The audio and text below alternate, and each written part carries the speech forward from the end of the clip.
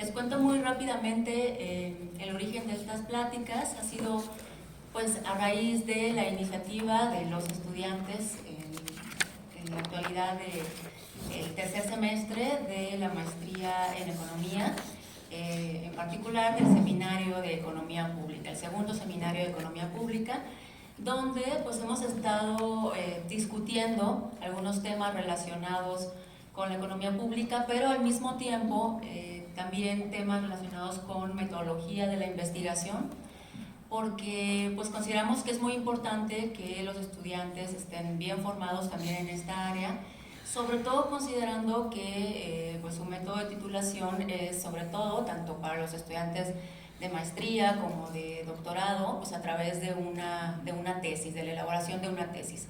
Y bueno, es muy importante que reforcemos, digamos, los diferentes conceptos, etcétera, que tendrían que sustentar un buen trabajo de investigación científico, ¿no?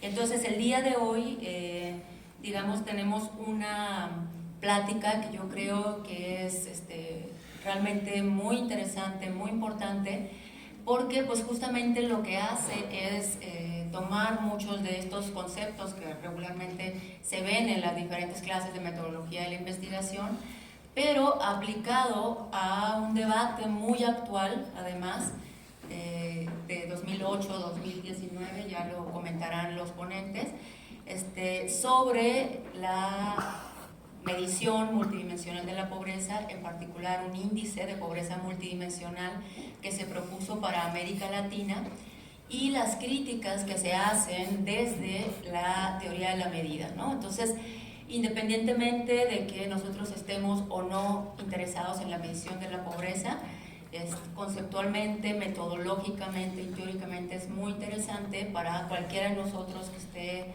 interesado en desarrollar un trabajo de investigación, y también en la medición de algún concepto, en nuestro caso económico, ¿no? Que constantemente estamos enfrentados a esa problemática. Entonces yo creo que tendremos realmente una sesión muy rica, y además, pues como ustedes ven, es un privilegio contar con los ponentes que contamos el día de hoy, tanto con Héctor Nájera como Martín Puchet y el doctor Fernando Cortés. Entonces, si les parece, les cuento rápidamente también la dinámica. Pues vamos a hacer un formato de una ponencia o una conferencia magistral de alguna manera, o de la presentación del problema por parte de Héctor Nájera, de unos 40 minutos, y posteriormente tendremos los comentarios del doctor Martín Puchet y del doctor Fernando Cortés, aproximadamente unos 20 minutos cada uno de ellos, y después podemos pasar a un intercambio de ideas con ustedes, ¿no? Entonces, sin más preámbulo, pues le daría la palabra a Héctor Catalán, y Héctor Nájera Catalán, ¿sí? Y les cuento un poquito sobre su CV, nada más como para que tengan algunos elementos de referencia. Él es licenciado en Economía por la UAM, maestro en Economía por el ITES, y es doctor en Política Social en el Centro de Estudios de Pobreza y Exclusión Social de la Universidad de Bristol, Reino Unido, donde también realizó su postdoctorado. Actualmente es investigador del PUET, que se incorporó recientemente en este año, y entre otras actividades fue miembro del equipo responsable de la creación, producción y validación de la medida oficial de pobreza multidimensional de la Unión Europea, Eurostat, que es considerada como el estándar de oro en la medición de la pobreza. También ha sido consultor de distintos organismos internacionales como UNICEF en Fiji, Uganda, en Nueva York, y del PNUD, para el análisis demográfico y espacial de pobreza y exclusión social. Sus principales intereses de investigación son la aplicación de métodos estadísticos como simulaciones de Monte Carlo, variables latentes, ecuaciones estructurales para la validación y producción de medidas de pobreza, estimación de pobreza a nivel de áreas pequeñas con métodos bayesianos, y análisis de pobreza a nivel espacial, con métodos jerárquicos bayesianos y autocorrelación espacial. En materia de publicaciones, tiene diversos artículos en revistas internacionales, y actualmente está escribiendo un libro con colegas de diversas universidades, titulado Medición de la pobreza multidimensional, un acercamiento estadístico. Entonces, adelante por favor y muchas gracias por tu presencia.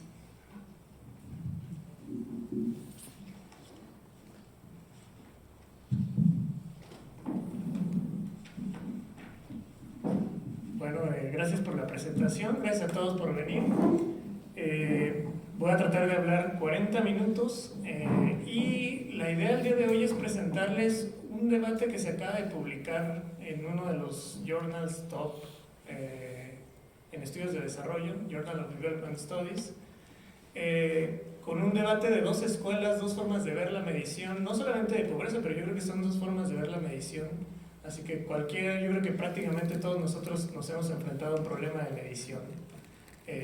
Y yo esperaría que fuera relevante este debate, no solamente para quien estudia pobreza, sino para quien tiene la tarea de medir un fenómeno en ciencias sociales. Pobreza es uno de los conceptos capitales, centrales en ciencias sociales y también es uno de los principales problemas en el siglo XXI. Y el estudio de la pobreza gira en torno a la siguiente pregunta, que es ¿cuál es la prevalencia de pobreza y por qué? Es decir, ¿por qué observamos que la pobreza es alta y por qué se distribuye de cierta manera en ciertos grupos de población y a nivel espacial, por ejemplo? Y si ustedes se dan cuenta, tengo ahí marcadas en verde la prevalencia y el por qué. Precisamente porque la prevalencia refiere a algún gesto de medición. Generalmente lo que nos planteamos cuando estudiamos pobreza es cuál es la prevalencia de pobreza, es decir, cuál es la proporción de personas pobres, y tenemos distintas ideas de dónde puede estar más o menos la pobreza, dado el contexto en el que estemos, pero la medición nos va a guiar o encaminar respecto a qué tan alto o qué tan baja es la pobreza, y de ahí encaminaríamos una solución de política. También podemos pensar cómo varía la pobreza en el tiempo, si subió, bajó en un año, en 5 años, en 10 años, etc. También podemos plantearnos preguntas como ¿es la pobreza más alta o más baja en un grupo de población o en un país respecto a otro? Todas estas preguntas son muy sencillas de plantear, pero son muy difíciles de contestar. ¿Por qué? Porque si ustedes, les invito a que piensen en un ejercicio de medición, cualquier ejercicio de medición que hagan va a tener algún grado de error. El problema actualmente es que no siempre se reconoce en que medimos con error, ¿no? Vamos a hablar de eso más adelante con un ejemplo muy concreto. Y el problema es que si medimos con error, la consecuencia principal es que si medimos con demasiado error, todas estas preguntas que plantean en un principio de qué tan alta, qué tan baja es la pobreza, cuál es su evolución en el tiempo, es más alta en un grupo respecto a otro, no se pueden contestar. Una de las dificultades que tenemos en ciencias sociales es que observamos fenómenos que varían de persona a persona, que están afectados por múltiples factores y que no son tan transparentes de medir. Por transparentes de medir me refiero a que trabajamos con conceptos al final de cuentas y utilizamos abstracciones y de ahí tratamos de hacer un ejercicio de medición. Y si ustedes revisan más o menos cuál es el estado de la literatura, no solamente en economía, sino en ciencias sociales en general, hay una crisis, que es la crisis de replicabilidad, es decir, que dos grupos de investigación, a veces utilizando los mismos datos, no llegan a las mismas conclusiones. Y efectivamente, si no nos ponemos de acuerdo respecto a cuál es la causa de un determinado fenómeno, no podemos establecer ningún curso de acción. De ahí que lo que tenemos que saber cuando planteamos un problema de medición, que plantear un problema de medición significa plantear un problema de investigación, es el primer paso quizá en muchas de las investigaciones que hacemos, tenemos que saber cuál es el grado de error con el que estamos midiendo. El estudio de la pobreza, cuando llegué a mi primera junta con David Gordon, que es uno de los grandes nombres en medición de pobreza, me contaba una historia de que a veces parece que si tú pones a 3 expertos en medición de pobreza, pueden salir con 4 mediciones de pobreza, por lo menos 4 mediciones de pobreza. El estatus que tiene el estudio de pobreza en en el mundo no es muy bueno, porque es un área de muchos disensos. El interés por estudiar pobreza tiene aproximadamente 300 años. Como campo de estudio uno puede más o menos trazarlo a los estudios británicos de Charles Wood y Rowntree en Reino Unido, y estos tienen más o menos 120 años, y de ahí la agenda o como campo de estudio de pobreza más o menos es establecido, ¿no? Comenzó a establecerse. Y su estatus es más o menos similar a algunas otras áreas de ciencias sociales. El ejemplo que se me viene a la mente es el estudio de clase social, que tiene un largo recorrido, pero hay bastantes dudas, a veces parece que está empantanado y sin rumbo, ¿no? ¿Cuál es la definición de pobreza? ¿No? Y hay varios textos sobre cuál es la definición de pobreza, ¿no? ¿Cuáles son sus causas y consecuencias? ¿Cómo identificarla y cómo estimar su prevalencia y distribución? Y a veces no parece que hayamos avanzado, a pesar de estar 120 años en esto, más de un siglo, que hayamos avanzado en las respuestas de estas preguntas. No es tan triste el panorama, diría. En estudios de pobreza hay algunos consensos en algunos aspectos. Hay consenso en la definición general de pobreza, no así en la definición puntual de pobreza. La definición general de pobreza la pobreza se define como falta de recursos, digamos, esto es en una teoría. En otra teoría se propone que es la falta de capacidades en el tiempo, y la privación o los logros, como le llaman en la teoría de capacidades, son su consecuencia. Es decir, dado un nivel de recursos, nosotros esperaríamos observar cierto cumplimiento, ciertos logros en términos de posesiones, acceso a servicios, a bienes y actividades. ¿Por qué se dice que la pobreza es multidimensional? Este también es otro acuerdo. Lo digo así de manera muy vaga porque no es como un acuerdo absoluto. Es que es multidimensional tanto en el espacio de recursos, es decir, lo que tiene la gente para poder hacer, y también en el espacio de privaciones. El espacio de privaciones es más fácil de entender porque estos son los que afectan distintos aspectos de la vida humana, ¿no? Ahí es donde tenemos carencias en salud, carencias en educación, carencias en vivienda y las clásicas grupo de carencias con el que hemos trabajado en la región en los últimos 30 o 40 años. Y la palabra fundamentales es muy importante, y vida digna también, porque se considera que son fundamentales no en términos absolutos, sino en el espacio en el cual se define qué es fundamental para vivir bien, y el espacio relevante para definirlo es la sociedad, ¿no? Hay un consenso, esto más o menos se resolvió parcialmente en 1995 en la Cumbre de Desarrollo en Copenhague, donde se establecieron dos umbrales, ¿no? El primer umbral, que es el de pobreza relativa, y un umbral que refiere a una versión de pobreza extrema o pobreza absoluta.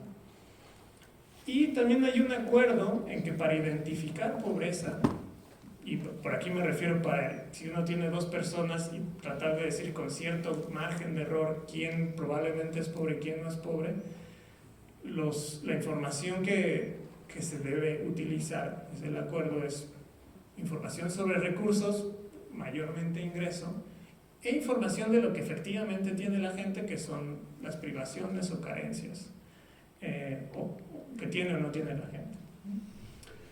El reto de medición de pobreza puede plantearse más o menos fácilmente. Lo que tenemos es una noción de que hay un nivel de vida, cada persona tiene un nivel de vida, esto es latente, esto no lo podemos observar directamente, y lo podemos aproximar vía los recursos que tiene la gente y estas privaciones, ¿no? Estos dos dominios que son observables con encuestas, que es la forma que hemos encontrado para recopilar información. Y lo que pensamos es que hay un nivel de vida latente por debajo del cual la gente no vive dignamente, ¿no? Eso es lo que refiere a pobreza, ¿no? Y entonces la cuestión, no sabemos exactamente cuál es la relación entre el nivel de vida y lo que observamos materialmente, pero pensamos que es una relación más o menos de este tipo, y hay un umbral a partir del cual la gente no vive dignamente. Y la pregunta entonces, en medición de pobreza multidimensional, es ¿qué necesidades nos informan esto, este eje de abajo?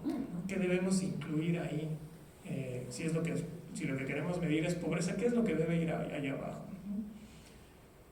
Y si decimos que la pobreza es multidimensional, pues otra pregunta es cuántas dimensiones hay, qué contienen esas dimensiones, y con la información disponible cómo podemos aproximar estas dimensiones que creemos que existen, dado los datos que tenemos a nuestra disposición. Siguiendo en la lógica de hablar un poco de los avances y los retos actuales, tengo que saltarme varias cosas porque no son parte del debate que nos corresponde en esta sesión, pero digamos que hay un acuerdo general en la naturaleza multidimensional de la pobreza, un poco de desacuerdo en puntualmente cuáles son las teorías para su definición, donde hay dos grandes teorías, quizá tres: necesidades básicas insatisfechas, el marco de capacidades de Sen y privación relativa de Peter Tausig. Una vez que uno trabaja con alguna de estas definiciones, el desacuerdo se refleja en 5 grandes dominios. El primero es este que les decía: cuáles son las dimensiones de la pobreza, cuáles son los indicadores para estimarla más adecuadamente, ¿son algunas dimensiones más importantes que otras o son equivalentes, son iguales? Piensen un poco quienes le han echado un ojo a la medida oficial de Coneval, cómo Coneval trata las dimensiones. Para Coneval, desde el marco de derechos, una dimensión es igualmente importante que la otra, esto porque en el marco de derechos los derechos humanos están interrelacionados. Otra pregunta: ¿son algunos indicadores más importantes que otros? ¿Cuáles son? Esta es una pregunta más en términos de cuáles son los indicadores más importantes. Y la siguiente pregunta es: una vez que tengo toda la información, ¿cómo la agrego para producir un índice de pobreza? Esto, en realidad, ustedes pueden cambiarle más o menos pobreza por otro concepto, el que se les ocurra prácticamente.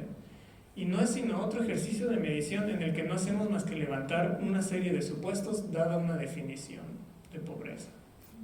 Entonces la pregunta central el día de hoy es: ¿cómo sabemos que medimos pobreza? ¿Bajo qué parámetros sabemos que estamos midiendo lo que queremos medir? Y esto se lo pueden plantear en sus proyectos de investigación. ¿Cómo sé que estoy midiendo lo que quiero medir?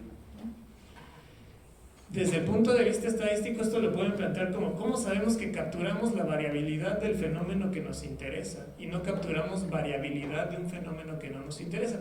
Este aspecto es muy importante. Por ejemplo, si estamos hablando de cambios de pobreza en el tiempo, ¿cómo sabemos que estos cambios en realidad reflejan cambios en pobreza y no cambios en otro fenómeno? Porque de ahí entonces se lo podemos atribuir al fenómeno de interés y no a otra cosa. Y si levantamos una serie de supuestos para medir pobreza, ¿cuál es la evidencia que tenemos para decir si nuestros supuestos son razonables o no? Durante décadas, para quienes hayan revisado la literatura en medición de pobreza, y esto se refleja muy bien en la región, la mayoría de los debates en torno a la medición de pobreza eran de carácter exclusivamente normativo. Se daba, por ejemplo, la discusión en términos de si la teoría y la definición son superiores bajo ciertos principios, bajo juicios de valor, por ejemplo, bajo una teoría del enfoque de necesidades humanas, etc. Y el riesgo de esta aproximación era que yo mido pobreza, digamos bien, porque es consistente con mi teoría, y hasta ahí se cerraba el argumento, ¿no? Es consistente con lo que yo creo. Esto en ciencia se llama sesgo de confirmación, es decir, yo creo que las cosas están pasando y se comportan de la manera que yo pienso porque tengo verdaderamente creencia en que las cosas son así, a pesar de que no tengo ninguna evidencia al respecto. Raramente en este periodo se incorporaba algún tipo de evidencia empírica para enriquecer el debate, es decir, añadir una dimensión empírica respecto a las distintas medidas de pobreza. Si ustedes revisan en los 90, las prevalencias de pobreza para México iban desde el 10 hasta el 80%, por ejemplo. Entonces era muy difícil para quienes hacían política escuchar qué medida utilizar, por ejemplo.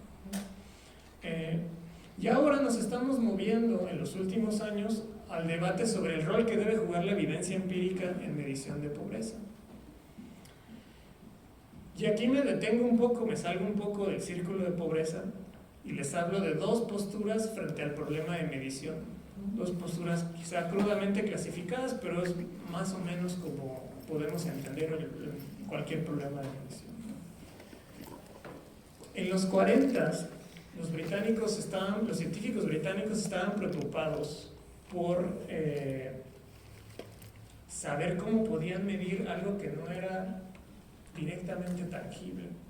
Entonces había una comisión encabezada por Stevens y él partió de una definición influenciada por Campbell, que era: la medición es la asignación de numerales a objetos de acuerdo a ciertas reglas, ¿no? Y entonces, si esa es la definición de medición, lo que hay que hacer es establecer reglas para la asignación de números. Por ejemplo, en pobreza, si tenemos variables binarias, ¿qué significa en términos de privación o no? Si tenemos variables continuas, ¿qué significa en términos de privación o no? Después, asignar propiedades matemáticas, esto en forma de axiomas, de las escalas, para que la fórmula en la que agregamos todos los indicadores tenga una conducta deseable. Es decir, si agrego 3 indicadores y la pobreza sube, esto debería de reflejarse en los indicadores, esto es algo deseable. Y también cuáles son las operaciones aritméticas o estadísticas para cada escala. Este también es un problema de agregación. Entonces la medición desde este punto de vista es un ejercicio matemático aritmético. Piensen ustedes durante un momento qué tan razonable es esta forma de plantear la medición, plantear el problema de medición. Otra forma de ver este problema fue planteado por Spearman en 1904, y lo que dice Spearman es: medir implica cometer algún tipo de error, siempre va a haber algún tipo de error, y en realidad difícilmente podemos hablar de que trabajamos con cosas directamente observables, trabajamos con conceptos, es decir, los fenómenos son latentes. Esto entra en sintonía con algunos de los debates más del lado filosófico de la medición. El profesor Cortés seguramente va a tocar esto con mayor precisión y profundidad. Y es dada una definición, ¿no? Es decir, ¿qué es pobreza?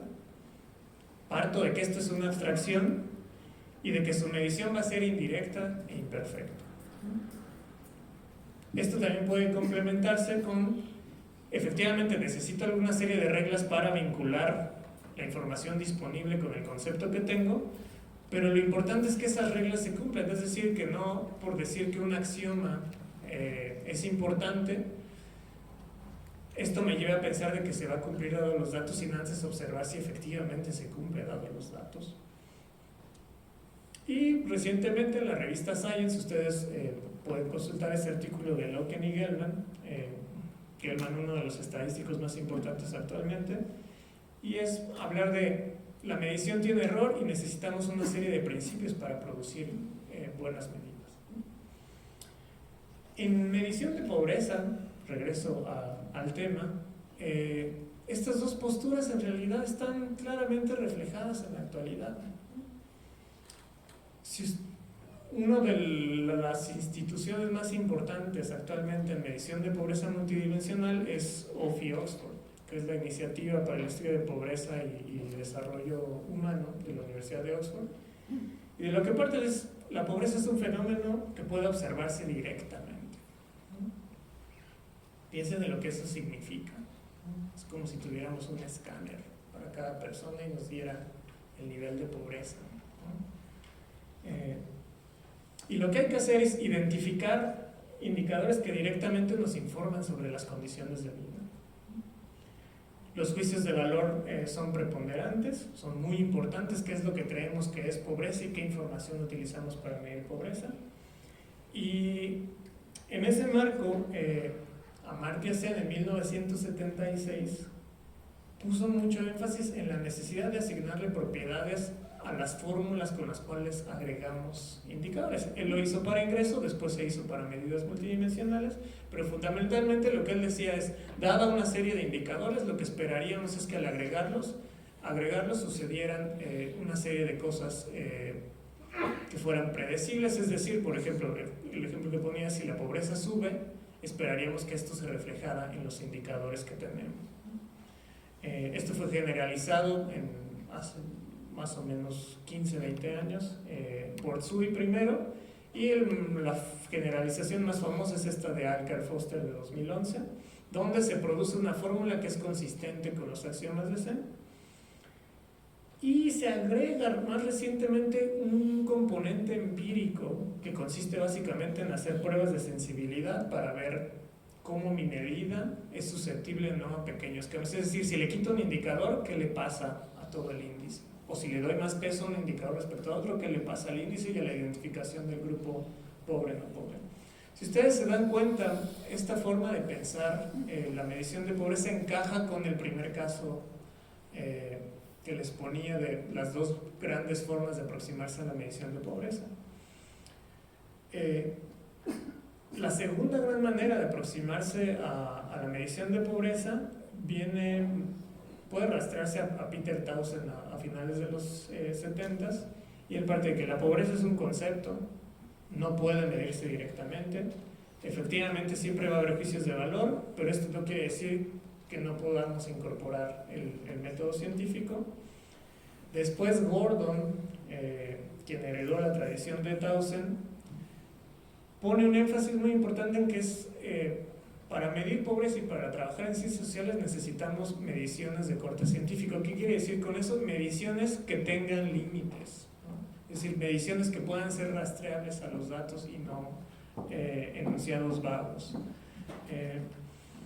Y efectivamente lo que él reconoce es que explícitamente lo que hacemos es levantar supuestos sobre cuáles son los indicadores, cuáles son los umbrales y cuáles son los pesos para medir pobreza de forma multidimensional.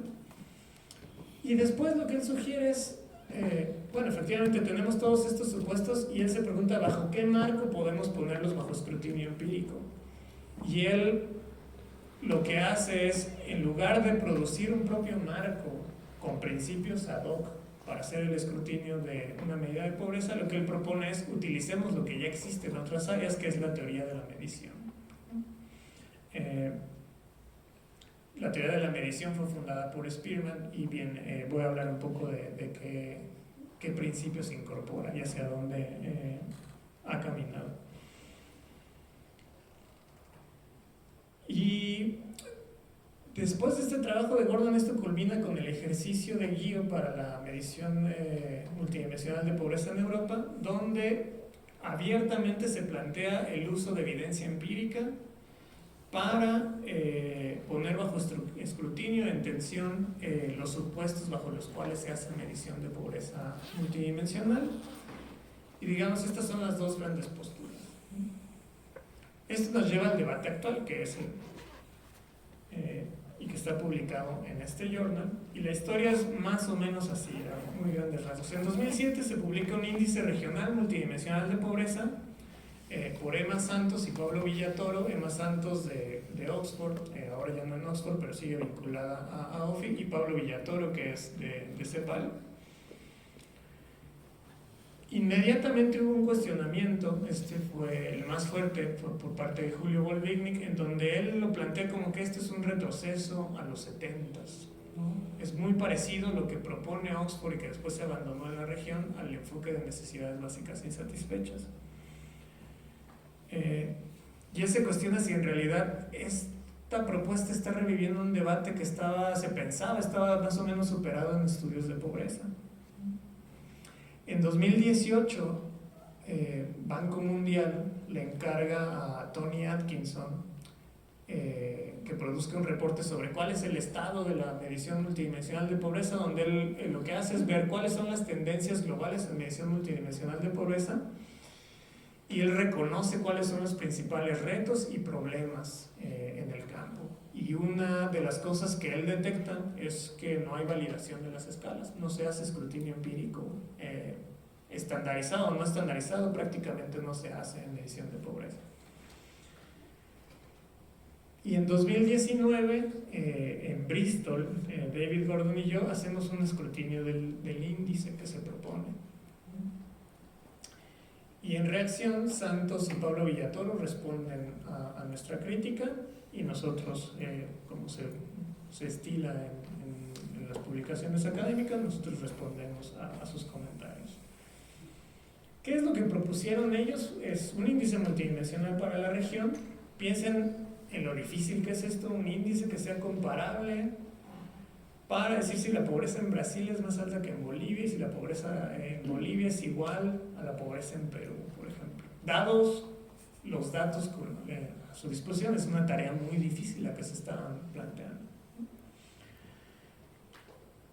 Y lo que hacen es recurren a un marco normativo que liga discursivamente ciertos aspectos de la vida con pobreza, es decir, no dan una definición explícita de pobreza. Proponen 3 indicadores organizados en 5 dimensiones. Desde su punto de vista, algunos indicadores, algunas dimensiones son más importantes que otras, entonces les asignan un peso. Y agregan estos 3 indicadores siguiendo este marco axiomático de Alcar-Foster. Y hacen estas pruebas de sensibilidad y concluyen que el índice es robusto. Voy a hablar qué significa que el índice es robusto. Nosotros en Bristol pues nos dimos cuenta de que este índice en realidad no partía de una definición científica de pobreza. No era muy claro qué estaban entendiendo estos investigadores por pobreza. También nos dimos cuenta que algunos de los indicadores eran altamente debatibles y se han descartado durante décadas en la región. El caso más representativo de esto es desempleo. Desempleo es, en el mejor de los casos, un predictor de pobreza. En la región es un indicador, en algunos países, de clase media, que es la gente que puede estar desempleada, no necesariamente gente en situación de pobreza. Y lo que observamos nosotros es que había una serie de supuestos levantados y que había una brecha entre los supuestos que ellos levantaron, los axiomas detrás del índice, y lo que nos podrían sugerir los datos. Entonces nos preguntamos, ¿efectivamente hay 5 dimensiones? ¿Esto se sostiene dado los datos? ¿Están bien clasificados los 3 indicadores? ¿Los 3 indicadores son útiles para medir pobreza? ¿Los indicadores y los pesos nos ayudan a distinguir entre el grupo pobre y no pobre? Santos y Villatoro propusieron una serie de análisis, y en sus análisis empíricos hay reflejos, hay manifestaciones de que no hay algo bien con la medición que ellos tienen. Por ejemplo, tienen correlaciones negativas entre los indicadores, algunas próximas a 0. Eso puede significar que el empleo puede ir por un lado, el desempleo puede ir por un lado, el acceso a agua puede ir por el otro. Y entonces, ¿qué está pasando con la pobreza? Esperaríamos que fueran en el mismo sentido. También nos damos cuenta que en las pruebas de sensibilidad, los cambios que ellos hacen a los parámetros, es decir, si le cambian un poquito a los pesos, la identificación del grupo pobre y no pobre variaba poquito. Si le hacían un cambio grande, entonces variaba mucho, ¿no? Y también no había, en lo que ellos encontraron, no había evidencia de que hubiera dimensiones, ¿no? Ellos encuentran una sola dimensión, ¿no? Entonces lo que decidimos hacer, Dave y yo, fue utilizar la teoría de la medición y examinar el índice multidimensional de pobreza, ¿no? ¿Qué encontramos? Con distintos métodos, es decir, viendo la medida desde distintos ángulos, no había evidencia de que hubiera 5 dimensiones. De lo que había evidencia es de que quizá había alguna dimensión de la que no todos los indicadores son parte. Algunos indicadores parecían andar midiendo otra cosa, pero no pobreza. Tampoco hay evidencia, encontramos evidencia de que los pesos ayudaran a identificar el grupo pobre y no pobre. Y la conclusión a la que llegamos es que el índice regional de pobreza no producía scores confiables, es decir, no podías distinguir, dado el mismo score, si una persona era más probablemente pobre que otra, ¿no? Es decir, tenía mucho error, ¿no? En su respuesta, Emma Santos y Paula Villatoro nos dicen a nosotros que estamos equivocados por varias razones. La primera razón que ellos dan es que el uso del marco de variables latentes es inadecuado. Esto, en otras palabras, significa que todos los métodos que utilizamos nos apuntan a conclusiones incorrectas. Y ellos lo que dicen es: la pobreza es directamente observable, es decir, no es un constructo, no es un concepto. Eso lo dicen textual en su respuesta. Luego ellos argumentan que ellos nunca propusieron un modelo de medición, es decir, ellos proponen un instrumento de medición. Esta es una discusión Todavía no estoy muy claro en qué es lo que quieren decir exactamente, pero creo que lo que ellos se refieren es que su propuesta es de corte exploratorio y no hay nada que refutar. Y lo que ellos dicen es, no hay, por tanto, esto nuevamente es textual, dimensiones que requieran verificarse. Y como estamos utilizando métodos que son inadecuados, lo que nos dicen es las estimaciones de confiabilidad que se basan en correlación no aplican para medidas multidimensionales. ¿Esto por qué lo dicen? Lo dicen con cierta razón, entiendo, porque si tú tienes un fenómeno que tiene múltiples facetas, no esperarías que todos los indicadores estuvieran altamente correlacionados, es decir, habría conglomerados de indicadores, es decir, indicadores que miden ciertos aspectos de pobreza y entonces habría cierta lejanía entre ciertos indicadores. El asunto aquí es cuál es el valor crítico de esa correlación. Y bueno, lo que ellos tratan de mostrar con el análisis empírico que hicieron es que su índice es poco sensible a parámetros, es robusto, es lo que ellos mencionan. Entonces me detengo aquí un poco a hablar de estos 5 aspectos que ellos mencionan, y uno es razonable utilizar el marco de variables latentes. Pues el debate más o menos yo parto de que está resuelto, de que con lo que trabajamos en ciencias sociales, pero también en ciencias naturales, son abstracciones, son conceptos. Lo que observamos son manifestaciones del fenómeno de interés, dado una definición dentro de cierto cuerpo teórico. Siempre medimos con algún error y es importante estimar. Si 2 variables no correlacionan, y este es un principio básico establecido por Spearman en 1904, no podemos hablar de que su origen es el mismo fenómeno, ¿no? Este es un requisito básico para poder sumar 2 cosas que pensamos miden el mismo fenómeno. Y el único marco teórico con métodos unificados para el escrutinio de variables latentes es la teoría de la medición, ¿no? Que ciertamente va más allá de la psicometría, porque Emma Santos parece pensar que lo que estamos haciendo es usando técnicas de psicometría para el estudio de la pobreza, cuando hay aplicación del marco de variables latentes prácticamente en todas las áreas, donde puede encontrar en física, en biología, en medicina, etc. Y estadísticamente hablando, pues uno puede ver los indicadores de privación material como manifestaciones de una variable latente de pobreza. Es decir, me es difícil creer que este es un marco inadecuado para poner bajo escrutinio una medida de pobreza. Luego está esta discusión de modelo e instrumento de medición. Todo instrumento de medición tiene por detrás un modelo de medición. Esto puede ser implícito o explícito.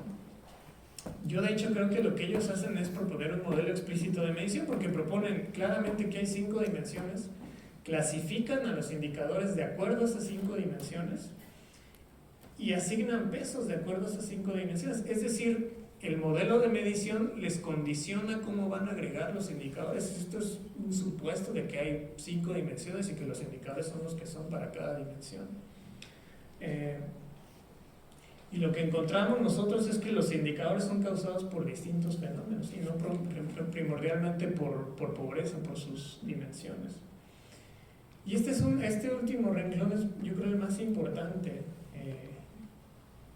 que parece que lo que ellos esperan es que los datos se ajusten a su modelo, cuando lo que deberíamos de esperar es lo contrario, ¿no? Es decir, lo que ellos dicen es: la realidad no se ajusta a nuestra teoría. Es un poco difícil, entonces, mover el debate. Sí, esa es la posición que el investigador asume. Sobre las dimensiones de pobreza, los dos encontramos que lo que tienen es una medida unidimensional. Pero en la respuesta que nos dan en 2009 nos dicen: no, es multidimensional. Ahí también es un poco como que, nuevamente, yo creo que discursivamente trataron de cubrir los 2 aspectos, ¿no? De que sí miden un mismo fenómeno, pero hay múltiples facetas, aunque la evidencia no parece, ni su evidencia ni la nuestra. Y este es el punto de la correlación. Ellos argumentan: tener baja correlación es deseable, ¿no? Y para una medida multidimensional uno puede pensar que es razonable esperar bajas correlaciones, pero ¿cuál es el punto crítico de estas bajas correlaciones? Al final uno puede tener una medida multidimensional, pero lo que espera es que estas dimensiones estén anidadas en el fenómeno general que es pobreza. De hecho, la teoría de estos valores críticos está bien establecida por McDonald y cómo estimar estos valores críticos. Utilizando el estimador que propone McDonald, no hay evidencia de que haya múltiples dimensiones que midan el mismo fenómeno. Y pues lo que uno puede pensar es si la pobreza no es un concepto, sino varios conceptos, es decir, porque estás desgranado en múltiples dimensiones, sería imposible calcular su prevalencia con un score. Esta es una de las objeciones más importantes que hay, por ejemplo, de gente como Martín Ravalion, de ex Banco Mundial, a producir índices multidimensionales de pobreza. Él dice, mejor usa los indicadores por separado porque estás viendo distintas cosas. Y al final, si las dimensiones no reflejan lo que está en los datos, pues ¿cómo saber si esta distinción conceptual tiene sentido? Piensen en la medida oficial mexicana. Si los datos no soportan que hay inseguridad alimentaria, carencia por seguridad social, carencia por salud, ¿cómo utilizamos esas dimensiones para hacer política? Y entonces aquí ¿quiénes son los culpables? ¿Son los datos o es el modelo de medición? Y finalmente está el tema de robustez, sensibilidad y replicación.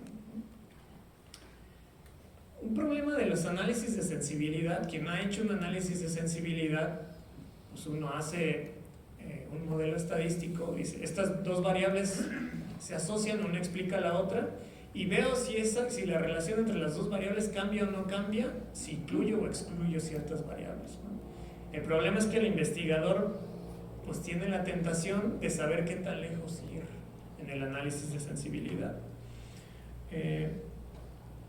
Y fundamentalmente el riesgo es que el análisis de sensibilidad está cargado de sesgos de confirmación porque el investigador no está activamente buscando rechazar el modelo que está proponiendo, lo que está haciendo es activamente tratar de proteger el modelo que está proponiendo.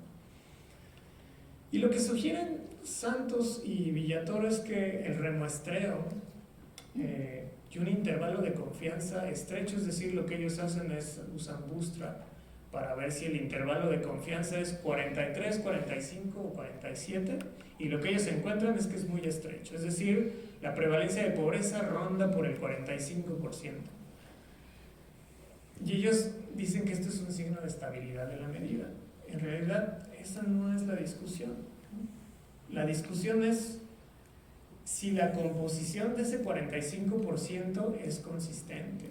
Si tú obtienes, dado distintas versiones del índice, a la misma población identificada como pobre y no pobre, y lo que nosotros identificamos es que no. El 20 o 30% se te va de un lado o del otro. Eso es lo que uno no quiere en medición. Hay algunos aspectos, no voy a profundizar mucho, con los nuevos métodos y técnicas que tenemos que pueden resolverse numéricamente. Por ejemplo, esto de la replicación y la consistencia en identificación de grupos se puede resolver con simulación. Por ejemplo, podemos ver la relación entre remuestreo y confiabilidad, pesos diferenciales y confiabilidad, etc. Entonces voy a saltarme esta parte y voy a reforzar las conclusiones. Todos estamos metidos en este barco de la crisis de replicabilidad. Y pensemos, o sea, sinceramente, cuando hacemos un estudio, ¿qué tan probable es que otra persona que agarre nuestros datos llegue a la misma conclusión? Para los que están haciendo un posgrado, piensen en sus tesis, por ejemplo, y piensen en las consecuencias que eso puede tener. Una de sus principales fuentes es el error de medición. Y el asunto es que raramente los programas actuales de licenciatura y de posgrado incorporan a la medición tal cual como una unidad de estudio, por ejemplo, una materia, etc. A veces partimos de que la medición está dada. El otro asunto es que aunque la medición nos preocupa, claramente a Oxford le preocupa medir bien, yo quiero pensar, y a Bristol le preocupa medir bien, pero parece que estamos hablando lenguajes diferentes.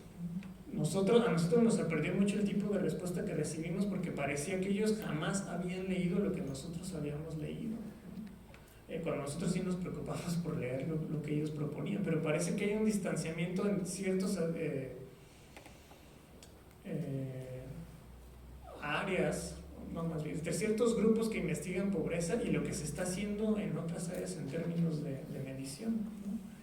Por ejemplo, hay áreas donde tienen perfectamente bien establecido, y estos son los principios que nos enseñan en licenciatura y en posgrado, como validez y confiabilidad, ¿no? Algo que sí está pasando es que las revistas científicas serias están dejando de publicar escalas que no son válidas. Por ejemplo, el índice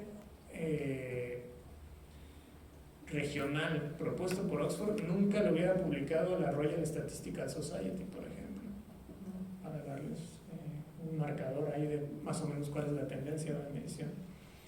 Y pues digamos que la preocupación aquí es qué tanto los estudios de pobreza y la medición de pobreza en particular parece estarse yendo por otro lado y sin prestar atención a lo que está pasando por otras áreas.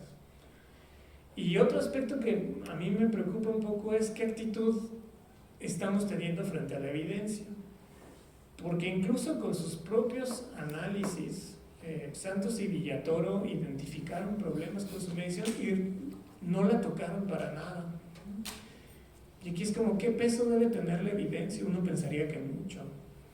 En su respuesta nos ponen que nosotros estamos básicamente siendo radicales por proponer que una serie de test estadísticos deba de gobernar la medición de pobreza. No es tanto así, sino simplemente reconocer que medimos con error y que hay que verificar si los supuestos son más o menos razonables.